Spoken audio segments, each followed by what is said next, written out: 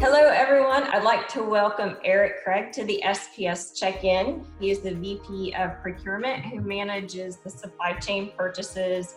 He manages all of our contracts, our relationships with our suppliers, evaluation of new products. So he wears quite a few different hats. Eric, I'll let you start and talk about some of the changes that you've seen in the industry in your couple of years of being here.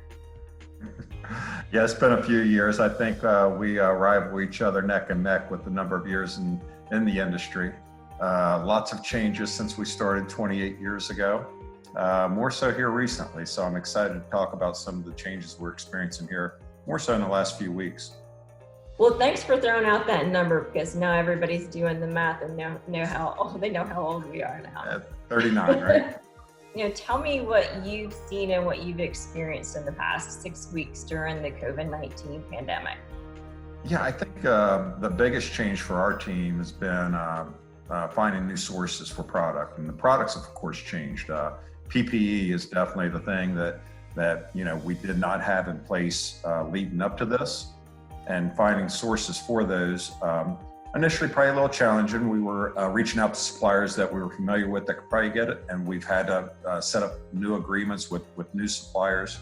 So that's probably been our biggest challenge. And then after that, I think it's just understanding what our volume would be going forward, and making sure that we could keep our facilities open, making sure that we understood what our suppliers' capabilities were or were not going to be. And so we've adapted to that. And the good thing is we've been able to stay open, keep our hours pretty much the same working hours as they've always been. But the volume is a key piece to understand, what is it our customers need? Let's make sure that we can continue to fulfill their orders while also not tying up too much of our cash in our inventory to where we expected some of our volume to decline over the coming weeks and months. Right, yeah.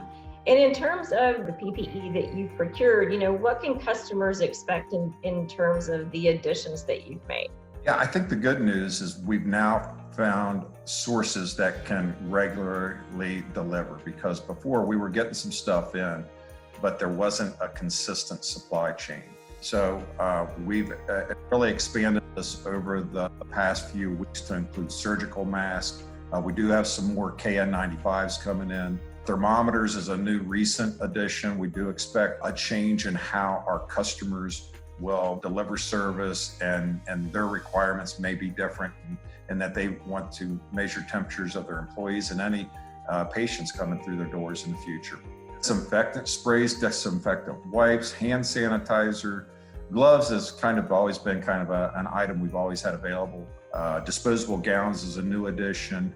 There's also probably a smaller need for pediatric masks, though we do believe. And then I wouldn't necessarily consider PPE that I know you've touched on in the past is toilet paper. So we all need toilet paper. So we do have that available. We bought a container of it. So if the customers do run out of toilet paper, they have a source through us. From your perspective, why should SPS customers shop the SPS website and access these products from SPS, from your perspective? Well, one, I think the information that we're now kind of putting out there on the site is so much more robust than what it's ever been. I think you've touched on some things in the past with the changes in that's been created by this pandemic. So how to help our customers navigate through some of the challenges and some of the bills that Congress are now passing, I think is a great landing place to get that additional information. Of course, we've expanded our product offering to include this PPE products. And there's actually a tab to click on to be able to easy access those items without having to do a search to find them. Product availability, product promotions. We still want to continue to do what we've always done, which is offering great products at a great price with great service. So we still run promotions, and we're still going to continue to run promotions to help our customers save money as well. And that all can be found on spsco.com. So do you see, like, in the inventory that you're buying, do you see this as, kind of temporary, or do you see this as something that you're really making some significant investment in, understanding that, no one really knows how long this pandemic's going to happen? So are you planning for a short term, or are we planning our inventory from a long-term perspective? Yeah, definitely long term. I mean, definitely have to get through this year and this coming year's flu season to really understand the need for these products going forward. But we do expect to continue to have a steady inventory. And I guess what I would also say, we pride ourselves as being one-stop shopping for our customers. So if they find that there's a need for other items that we don't currently offer, then we're more than happy to add that to our inventory as well. That's great. And then, the last question that I have is there been any learnings or anything that has surprised you during the past 6 weeks? Yeah, probably lots of surprises, really. But from a work aspect, I think just being able to adapt to this by pulling everybody out of the office and being able to service our customers, I think in a very similar manner. We've changed how we communicate with each other. We've changed how we interact with each other. Working across multiple departments has been new challenges, but I think new opportunities. So when we come out of this, we're going to look at how we operate and hopefully make improvements to how we operate going forward. Right. Yeah, I think you're right. Our teams, we've been having Zoom happy hours. I'm waiting for the invite on that one.